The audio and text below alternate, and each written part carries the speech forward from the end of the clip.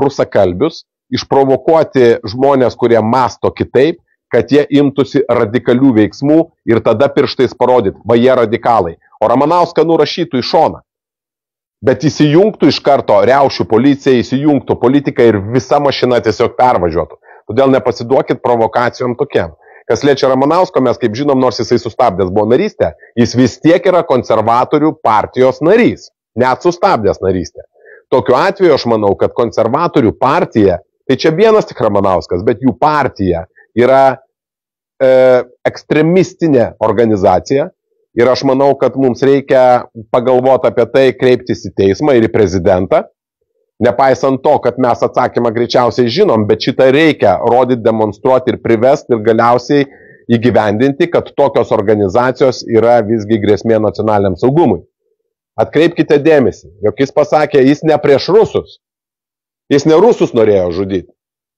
Jis norėjo lietuvius žudyti.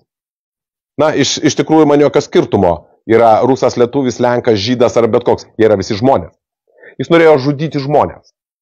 Ramanauskas, konservatorių partijos narys, sustabdęs narystę, norėjo žudyti žmonės.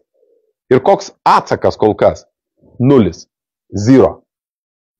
O vat riaušėse, kurios dabar byla yra, užteko vienam akmenuką numesti arba vandens buteliuką ir padarė tai didelį kažkokį tai burbulą, kur aš net nematau pagrindo iš viso tenais riaušių, savokos aš ten neįžvelgiu.